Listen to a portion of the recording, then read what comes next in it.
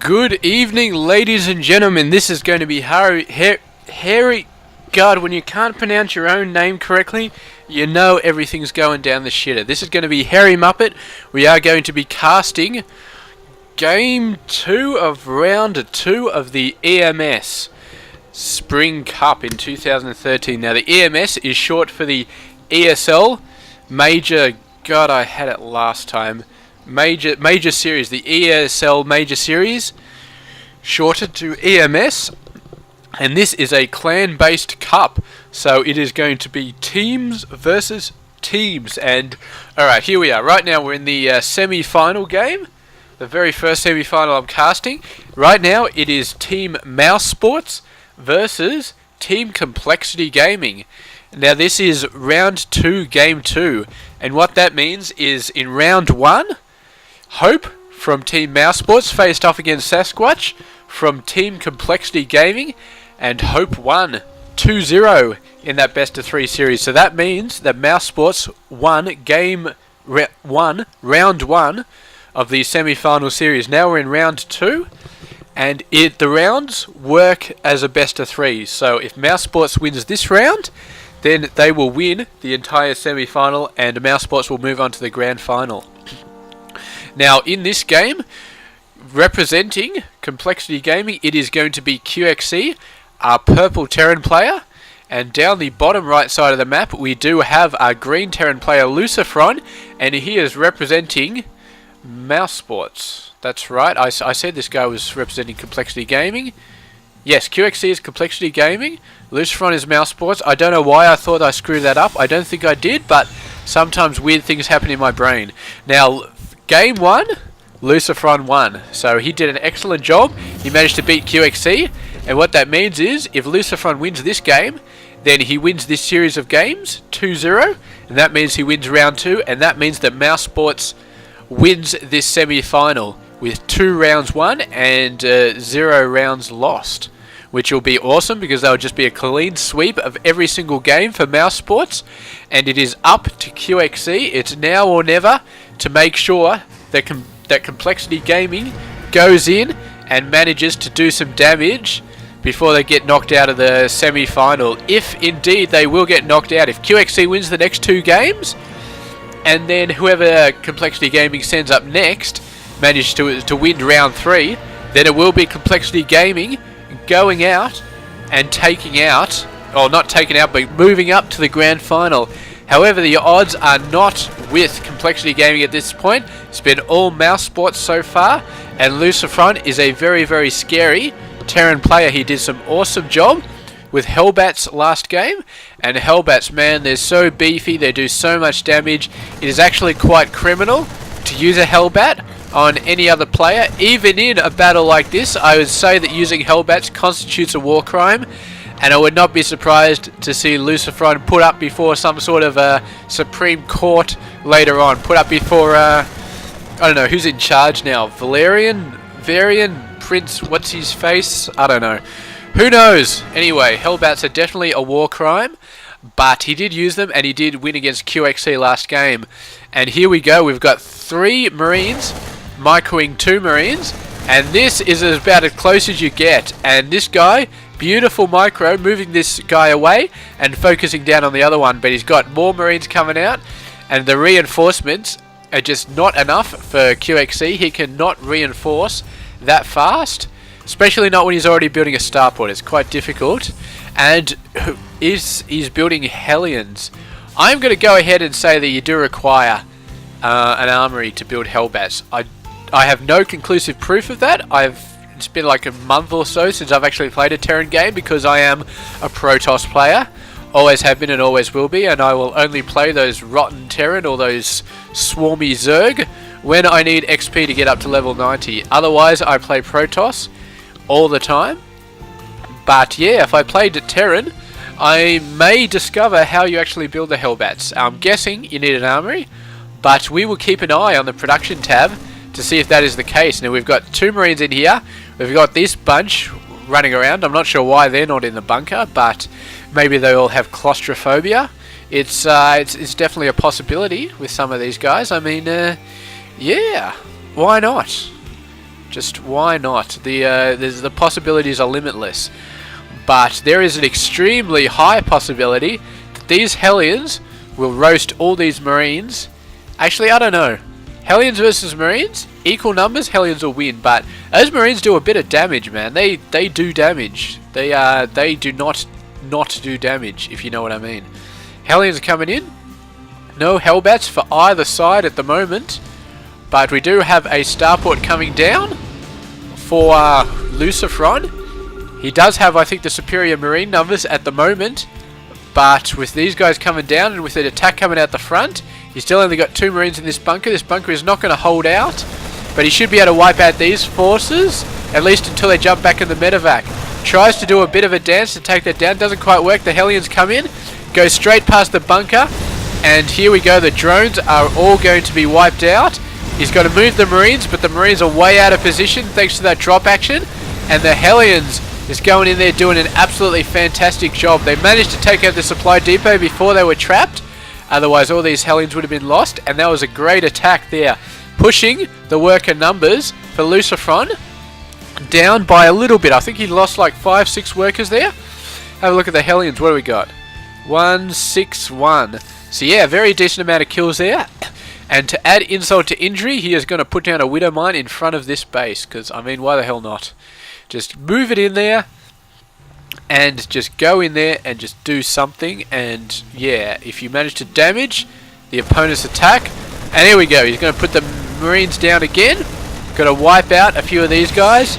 And yeah, this is not working out well for him. He's got a starport. He's got to stop building medevacs. He's got to build at least 1 or 2 Vikings and get them over here, because that medevac is an absolute pain in the ass. Where is the Viking coming out? I want to see that Viking right the hell now. He's got to build one. He's got to build one, and I hope he does build one. Here comes the armory.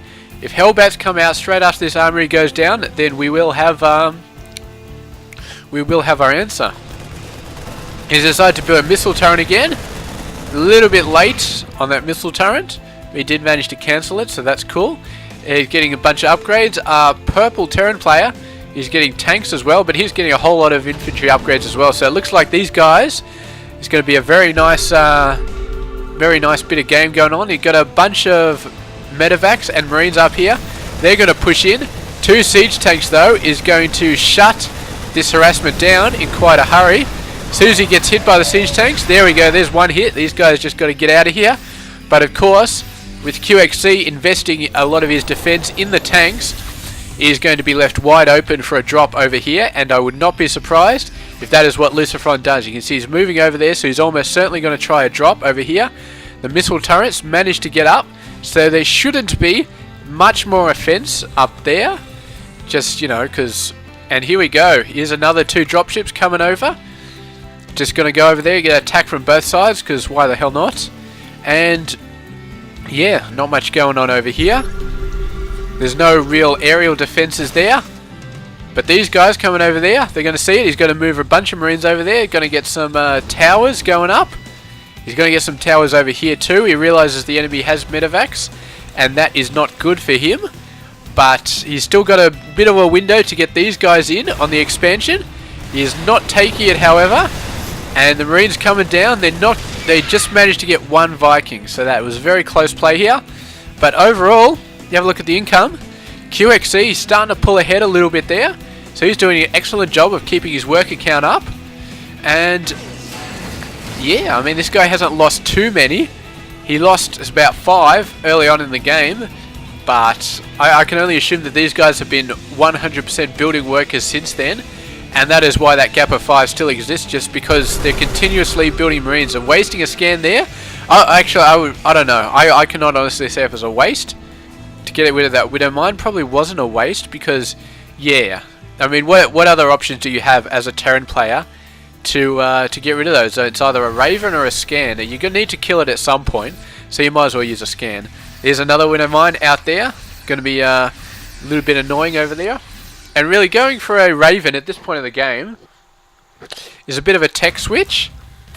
And yeah, it costs a lot of gas. So overall, it's either a gas or minerals right now that you're losing. And I think, you probably afford the minerals a little bit more than you can afford the gas. And we've got some stuff to go now. They're really getting settling in. The purple Terran player, QXC, he's already got his third base up, but then again, so does LucifroN. They're really going nuts on the minerals. They're still continuing to produce SCVs. I think they are. They're sort of stopped now, but I think they must have stopped exactly the same time, because QXC is exactly 5 workers ahead of LucifroN, which I think was exactly how far he was ahead about, I don't know, 5 minutes ago or something. Yeah, those guys just killed that marine, so that was pretty cool. Nice bit of drop going on here. You see exactly 8 marines coming out of there. They're going to run in, they're going to do some damage. They don't want to damage the refinery though, they want to damage the workers. Most of them going to run away, they should be fine. But this refinery is in a lot of trouble. And meanwhile, a drop at the back of this base. He manages to pull these workers away as well. But duplicate drop action, while the majority of the army is over there, going to be very bad. And if he manages to defend this while still not having to move these bases back, then he is going to be very good. But QXC is going to town there, man. He's got an army to match this army, as well as the drops back at his base, back at the enemy's base. So really showing what a Masters level Terran player can do if he puts his mind to it. He's got all this shit going on at the same time, but he's keeping it going. Green player LucifroN wiped out that force. He's going to have to move out and wipe out this force, but of course that excellent play there, attacking the main, the third, and keeping the defenses up here. He's not going to lose these forces. He didn't do much here, but he took out the third base, so yeah, one of those 2 attacks worked, and good on him. He's definitely got himself in an advantageous position right now. And if he keeps the pressure on, then I think QXC has an excellent chance to win this game. You can see he's already going for 3-3 on his bloody infantry. What are we looking at for the LucifroN? He's just about to finish 2-2. He's not that far ahead, but the Widow Mines, man. Those Widow Mines all over the place.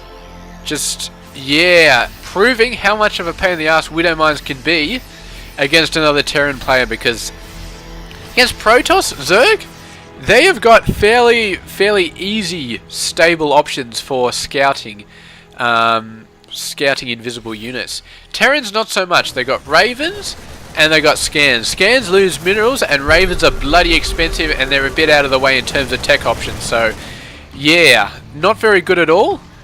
But QXC moving out there, he's got a very large army. It may be superior. I think it is superior. It's definitely, in terms of upgrades, is pretty good. And there, the tank placement there. Really nice tank placement. He took out a few tanks there. And LucifroN is in a lot of trouble. And he's actually moving his forces past there. It's going to be hard for him to get in any sort of good position. He's left 2 tanks up there. And the forces have to move out. But the tanks were not in a good position to hit the Marines as they came in. So yeah, LucifroN not getting the best of positions, best of stuff going on down here.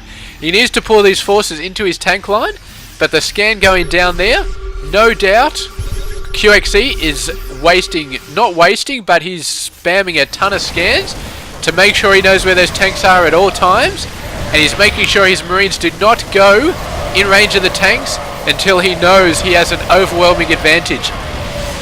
And right now he has that overwhelming advantage. He's going to sacrifice a lot of his Marines there, take out the tanks, and he has got the better forces here. But LucifroN getting the reinforcements, 3 tanks, a bunch of Marines, and QXC did take quite a heavy Marine losses over there to take out those tank numbers. But we'll see.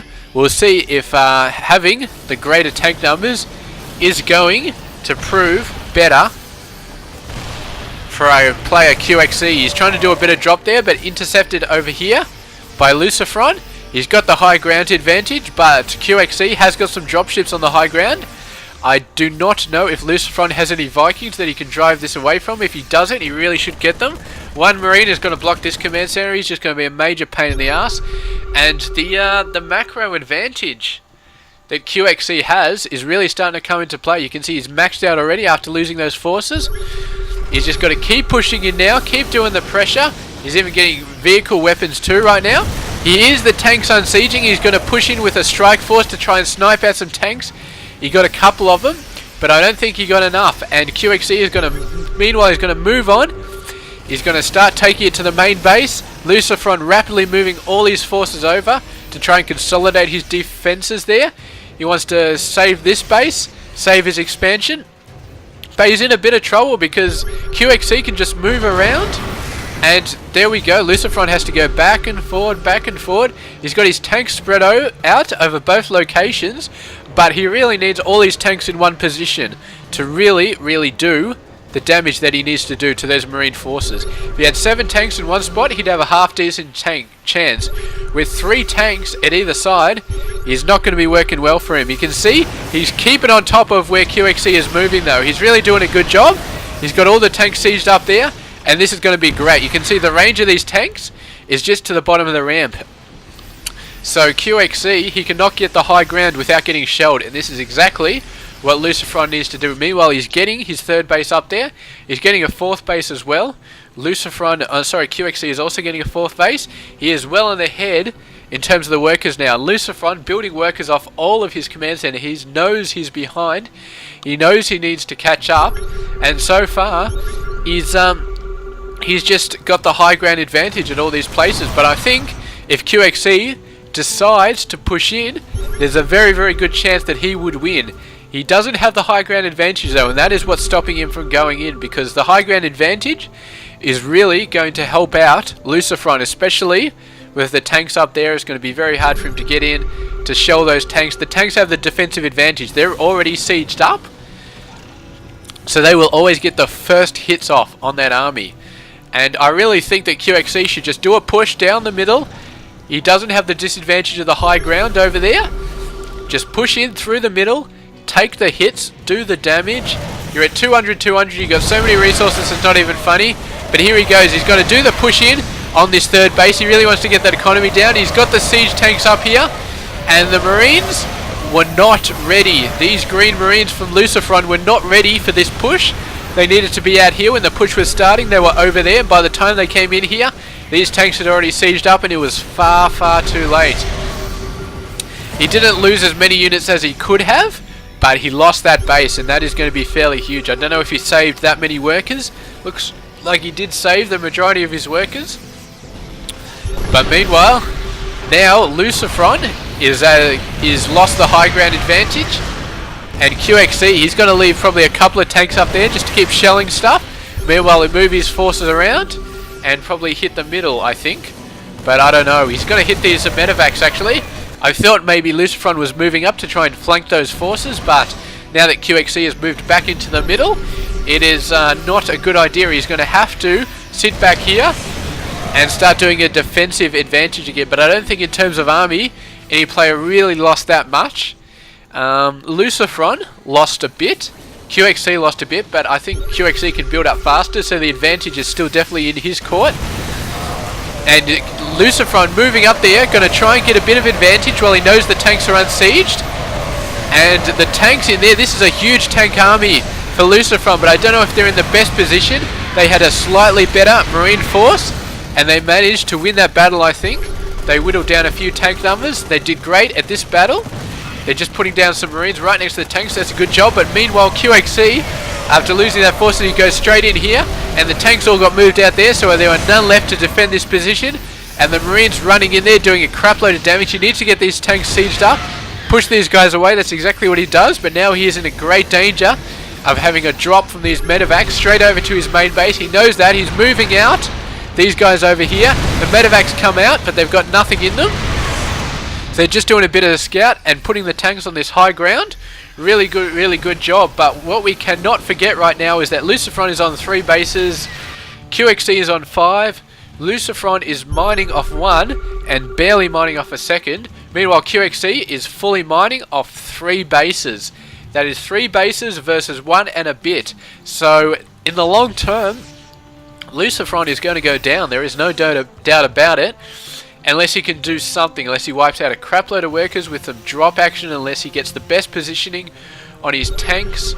I do not know what he needs to do to win this game. But all I can say, he is doing a damn good fight to keep himself in this game. And there he goes, this nice stim in there going in. They're going to run straight past this tank line. They're going to go for this base. but they don't want to get flanked by these forces. So running straight in here means they can get flanked. They definitely do not want to do that, and they do not have the tank numbers that LucifroN has in this field. He's got about 5 or 6 tanks, but this guy's got about 5 or 6 tanks there, so he's got to put some pressure up the top here, and once he's got some pressure, then these forces are a little bit more free to move in here and start taking out that planetary. And once this planetary goes down, then LucifroN is out of the game, but he's got a nice drop going down here as well. Marine forces being fed back to take that out, and this may be the thing that that QXE was waiting for, but it looks like QXE seeing a few moves ahead, and he saw that he was going to lose this game. He had to move his Marines back. He took out those forces, or tried to, but they were moved them back there and then dropped them down there. Meanwhile, these forces moving in here, and these forces right there, and he saw he was surrounded on all sides. He no longer had the forces necessary to defend himself in all locations. He was probably going to lose this base. He may even have lost this base as well from these siege tanks, and he knew that he was beat at that point.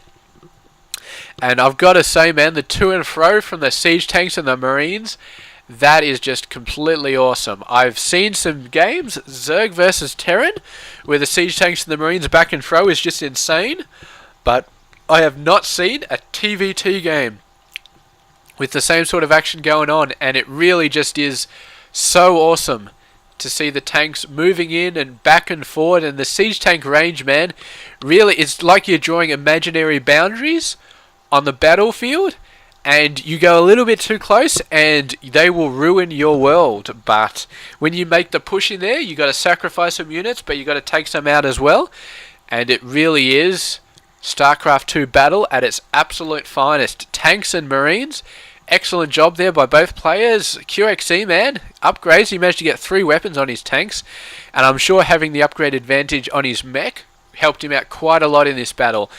But there we go, game 2 of round 2.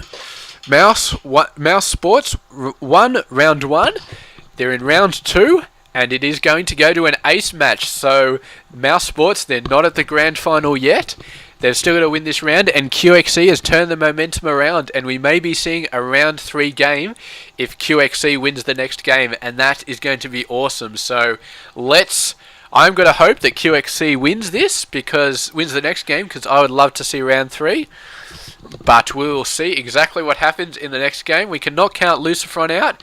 He has lasted so long in this game. I am sure he's got a few tricks. We may be seeing the Hellbats coming out again. The War Criminals coming out, roasting everything up.